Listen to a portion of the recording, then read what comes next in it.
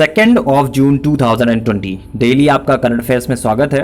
और जैसा कि आप सभी को पता है कि ये सीरीज़ जो है 1 जून 2020 से चलाई जा रही है नेक्सस जीएस की प्रोफाइल पर। तो कल आपका पहला दिन था इस सीरीज़ को लगातार चलाने का। तो जैसा कि आप सभी से कहा गया था कि YouTube चैनल को सब्सक्राइब कर लीजिए। तो बहुत धन्यवाद आप सभी लोगों का, आपने इस जो लास्ट वीडियो है नेक्सस जीएस का करंट अफेयर्स उसको बहुत ज़्यादा प्यार दिया यूट्यूब पर भी। जैसे कि आप सभी लोग नेक्सस जीएस के फेसबुक पेज को लाइक कर रखे हैं और उसको शेयर भी करते हैं, तो इस चीज़ के लिए बहुत अच्छा लगा, थैंक यू सो मच। चले शुरुआत कर देते हैं पहले क्वेश्चन से।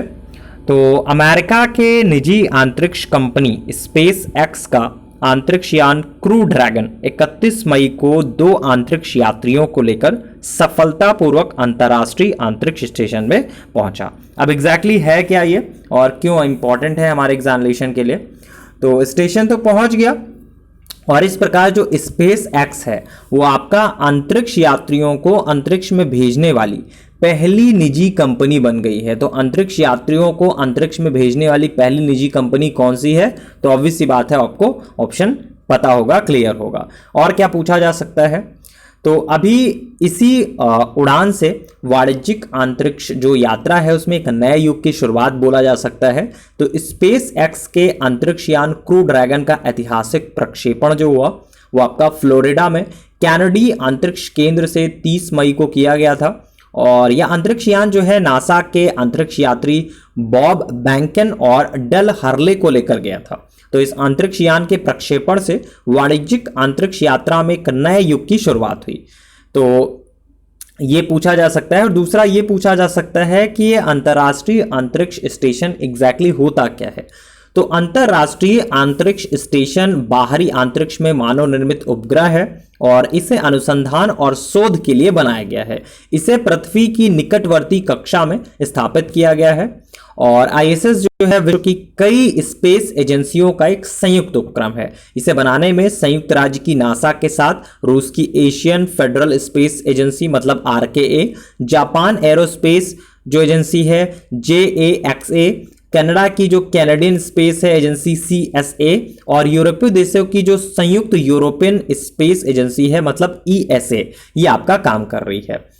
अब स्पेस एक्स क्या है इसके बारे में बात करें तो स्पेस एक्स जो है अंतरिक्ष के क्षेत्र में कार्य करने वाली एक निजी कंपनी है और इसका मुख्यालय जो है हैथॉन कैलिफोर्निया में है।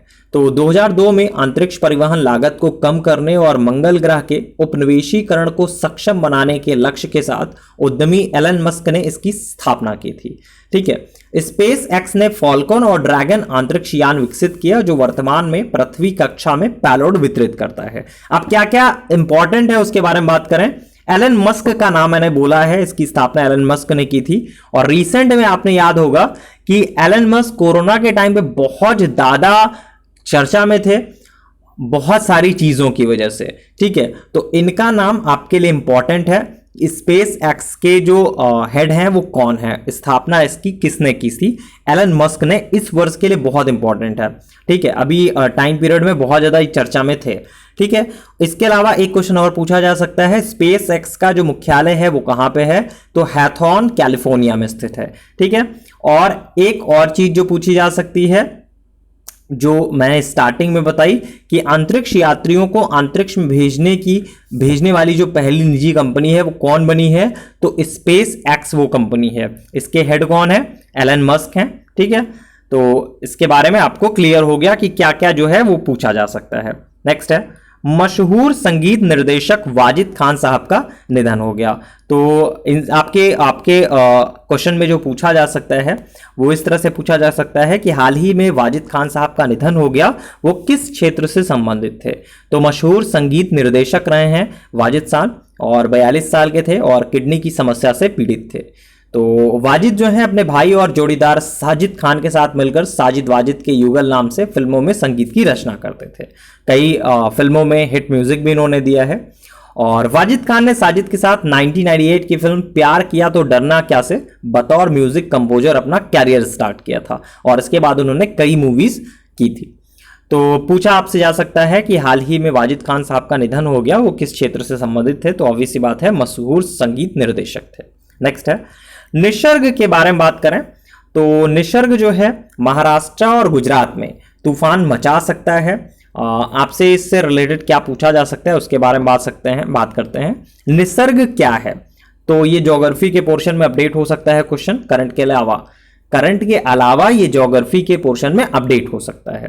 ठीक है, तो निसर्ग क्या है, घास का मैदान या फिर कुछ भी ऑप्शन में दे दिया जाए तो आपको बताना है कि निसर्ग क्या है। तो गुजरात और महाराष्ट्र में निसर्ग तूफान को लेकर चेतावनी जो है रिलीज की गई है और चेतावनी के अनुसार अरब सागर में बना कम दबाव का जो क्षेत्र है वो करीब 3 जून तक तूफान का रूप ले सकता है और स्पीड में हवाएं भी चल सकती हैं। फिलहाल आपको जो जानना है वो इतना जानना है कि निसर्ग तूफान जो है वो कहां प्रभावित कर सकता है, किन क्षेत्रों को, तो गुजरात और महाराष्ट्र को। नेक्स्ट है रोहित शर्मा चर्चा में आए हैं और रोहित शर्मा का नाम कौन ही नहीं जानता होगा, बीसीसीआई भारतीय क्रिकेट टीम के हैं ये और बीसीसीआई ने क्रिकेटर रोहित शर्मा को 2020 के राजीव गांधी खेल रत्न अवार्ड के लिए नामांकित किया है और इनके साथ ईशांत शर्मा जो कि बॉलर हैं, शिखर धवन जो ओपनिंग बैट्समैन है और दीप्ति शर्मा इनको अर्जुन अवार्ड के लिए नामांकित किया गया है। तो भारत सरकार के खेल मंत्रालय ने 1 जनवरी 2019 से 31 दिसंबर 2019 तक के कार्यकाल के लिए आवेदन मांगे थे। तो ये था आपका सिनेरियो राजीव गांधी खेल रत्न के लिए। तो रोहित शर्मा साहब को राजीव गांधी खेल रत्न के लिए नामित किया गया है। नेक्स्ट है लाई हरा ओबा त्योहार। देखिए ये आपका ज्योग्राफी के पोर्शन में अपडेट हो सकता है या फिर आपका मिसलेनियस क्वेश्चंस में पूछा जा सकता है। तो लाई हरा ओबा त्योहार जो है वो त्रिपुरा में मनाया जाता है। तो इस टाइप से आपके क्वेश्चन जो हैं वो बनते हैं। डेली जितने भी क्वेश्चन बन सकते हैं आपके एग्जामिनेशन के दृष्टिकोण से, जो भी रिलेवेंट चीजें होंगी वो आपका इसी करंट अफेयर्स की ऑडियो में आपको करा दी जाएंगी।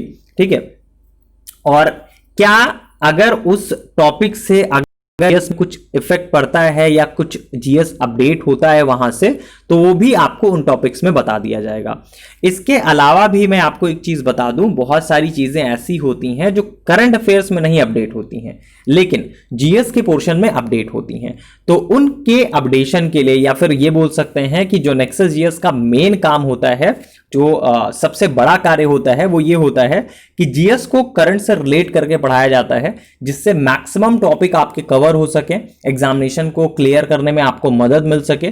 तो ये एक बेसिक फंडा है और अगर आप ये चाहें तो स्वयं कर सकते हैं और अगर आप नहीं कर पा रहे हैं तो आप हमारे एडमिशन ले सकते हैं। हमारा व्हाट्सअप नंबर है 7080540001। इस नंबर पर आप डेमो फॉर यूपीपीसीएस लिखेंगे तब आपको पीसीएस का डेमो मिल जाएगा। समीक्षा अधिकारी की अगर आपको क्लास लेनी है तो उससे रिलेटेड आपको जानकारी मिल जाएगी। खंड शिक्षा अधिकारी से रिलेटेड अगर आपको जानकारी लेनी है तो वहां से रिलेटेड मिल जाएगी। और भी सारी की सारी जानकारी नेक्सस जीएस के फेसबुक पेज पर, नेक्सस जीएस के यूट्यूब चैनल पर आपको मिल जाएगी। तो नेक्सस जीएस के फेसबुक पेज को अगर आपने लाइक नहीं किया है तो लाइक कर लीजिए और यूट्यूब चैनल को अगर सब्सक्राइब नहीं किया है तो सब्सक्राइब कर लीजिए। तो वहां पे आपको ये सारी की सारी इंफॉर्मेशन मिलते रहेंगी। करंट अफेयर्स आज की डेट में लगभग से हर एक जगह से आपको मिल सकता है, बहुत इजीली मिल सकता है।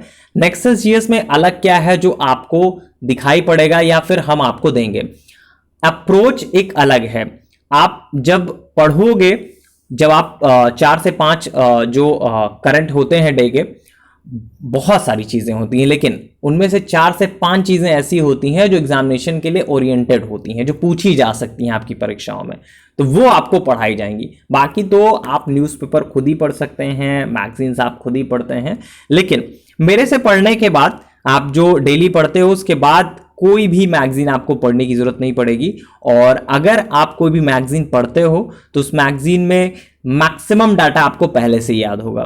ठीक है, तो निश्चिंत होकर आप पढ़ सकते हैं। चलिए, फिलहाल 2 जून 2020 के करंट अफेयर्स की क्लास के लिए इतना ही। Thank you so much.